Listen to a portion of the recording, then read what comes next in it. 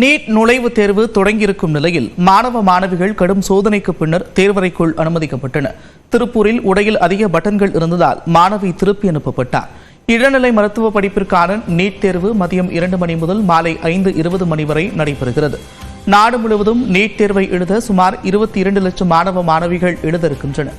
தமிழ்நாட்டில் சுமார் 1.5 லட்சம் பேர் விண்ணப்பித்துள்ளனர். தமிழ்நாட்டில் சென்னை, மதுரை, திருச்சி உட்பட 31 மாவட்ட தலைநகரங்களில் நீட் தேர்வு நடைபெறுகிறது. அதன்படி தேர்வு மையத்திற்குள் செல்ல காலை 11:30 மணி முதல் மாணவ மாணவிகள் அனுமதிக்கப்பட்டு வருகின்றனர். முழுக்கை சட்டை, பெல்ட், கம்மல், மூக்குத்தி அணியக்கூடாது, தலைமுடியில் ஜடை பின்னல் போடக்கூடாது என்பது போன்ற பல கட்டுப்பாடுகள் விதிக்கப்பட்டிருக்கும் நிலையில் மாணவ மாணவிகள் கடும் சோதனைக்கு பிறகே தேர்வறைக்குள் அனுமதிக்கப்பட்டனர். திருப்பூர் திருமுருகம்பூண்டி பகுதியில் உள்ள நீட் தேர்வு மையத்தில் தூத்துக்குடியைச் சேர்ந்த கனிமொழி என்ற மாணவி நீட் தேர்வு எழுதுவதற்காக வந்திருந்தார். அவர் அணிந்திருந்த சுடிதார் உடையில் அதிக அளவில் பட்டன்கள் இருந்ததால் அவரை உள்ளே அனுமதிக்க முடியாது என்று தெரிவித்தனர். இதனைத் தொடர்ந்து அங்கு பாதுகாப்பு பணியில் இருந்த மகளிர் போலீசார் ஒருவர் அந்த மாணவியை தனது இருசக்கர வாகனத்தில் கடைக்கு அழைத்து சென்று வேறு துணி வாங்கி கொடுத்தார். அவர் அதை அணிந்து வந்த நிலையில் மீண்டும் தேர்வறைக்குள் அனுமதிக்கப்பட்டார். தூத்துக்குடி மாவட்டம் ஸ்ரீவைகுண்டத்தைச் சேர்ந்த சித்த மருத்துவர் பச்சைமால் தனது 60வது வயதில் தன்னம்பிக்கையுடன் நீட் தேர்வு எழுதினார். அவருக்கு தூத்துக்குடி புனித மரியன்னை ஆண்கள் மேல்நிலைப் பள்ளியில் தேர்வு மையம் ஒதுக்கப்பட்டிருந்தது. திருவாரூர் மாவட்டம் குடவாசல் பகுதியைச் சேர்ந்த ஆஷாவிற்கு திருவாரூர் மத்திய பல்கலைக்கழகத்தில் தேர்வு மையம் ஒதுக்கப்பட்டிருந்தது. அவர் தனது கணவருடன் இருசக்கர வாகனத்தில் கடைசி நிமிடத்தில் தேர்வு மையத்திற்கு வருகை தந்தார். அப்போது மனைவியின் தாலியை கழற்றி அவசரமாக தேர்வு மையத்திற்கு கணவர் கசின்ராஜ் அனுப்பி வைத்தார். இதேபோன்று திருப்பூரில் மற்றொரு தேர்வு மையத்தில் ஹால் டிக்கெட் புகைப்படம் சரியாக இணைக்கப்படாததுடன் ஆதார் மற்றும் ஹால் டிக்கெட்டில் எழுத்துப்பிழை இருந்ததாக கூறி மாணவி ஒருவருக்கு தேர்வு எழுத அனுமதி மறுக்கப்பட்டது. அதனைத் தொடர்ந்து பள்ளி நிர்வாகம் சார்பில் மாணவிக்கு புகைப்படம் எடுத்துக் கொடுக்க ஏற்பாடு செய்யப்பட்டது. மேலும் ஆதார் உறுதிச் சான்றிதழும் சமர்ப்பிக்கப்பட்டது. அதன் பிறகு மாணவி தேர்வறைக்குள் அனுமதிக்கப்பட்டார். சென்னையில் 44 மையங்களில் மாணவ மாணவிகள் வழக்கமான சோதனைகளுக்கு பிறகு தேர்வறைக்குள் அனுமதிக்கப்பட்டனர்.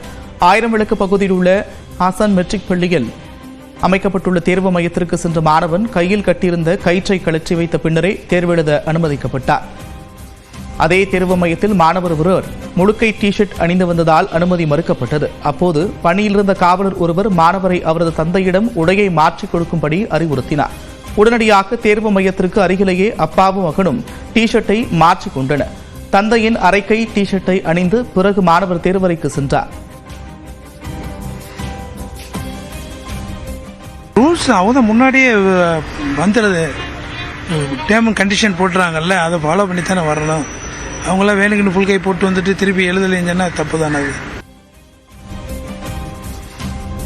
சேலம் அரசு கலைக்கல்லூரி தேர்வு மையத்தில் சுடிதாரில் அதிக பட்டன்கள் இருந்ததால் மாணவி ஒருவர் தேர்வு மையத்திற்குள் அனுமதிக்கப்படவில்லை. இதனைத் தொடர்ந்து பெற்றோர் மாணவியை அழைத்து சென்று புது உடையை வாங்கி கொடுத்தனர்.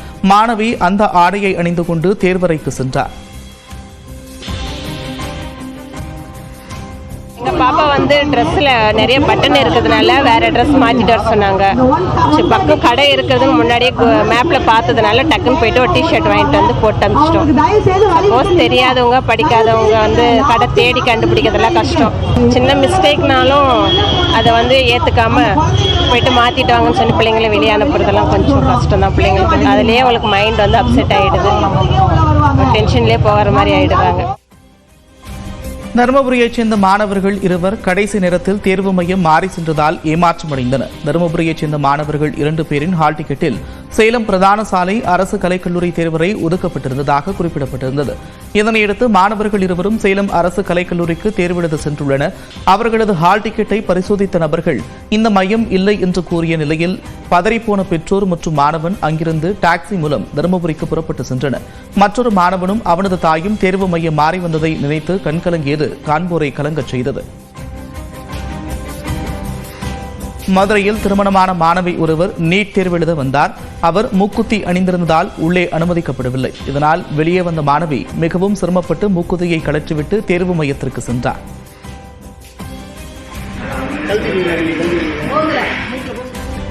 திருவண்ணாமலை மாவட்டத்தில் 6 தேர்வு மையங்களில் 3120 மாணவ மாணவிகள் தேர்வு எழுத வருகின்றனர். முன்னதாக அங்குள்ள தேர்வு மையத்தில் வெள்ளி அரைஞான் கயிறு அணிந்து வந்த மாணவனுக்கு அனுமதி மறுக்கப்பட்டது. அதனைத் தொடர்ந்து பெற்றோரே வெள்ளி அரைஞான் கயிறை அகற்றிய பிறகு மாணவன் தேர்வெழுத அனுமதிக்கப்பட்டார். வேலூர் மாவட்டம் காட்பாடியில் உள்ள நீட் தேர்வு மையத்தில் தேர்வெழுத வந்த மாணவிகளின் கம்மல் கலற்றப்பட்டது. மேலும் தலைவரி கோலமாக தேர்வு மையத்திற்குள் அனுமதிக்கப்பட்டனர். மாணவர்களின் காதுகளில் டார்ச் லைட் அடித்து சோதனை நடத்தப்பட்டது.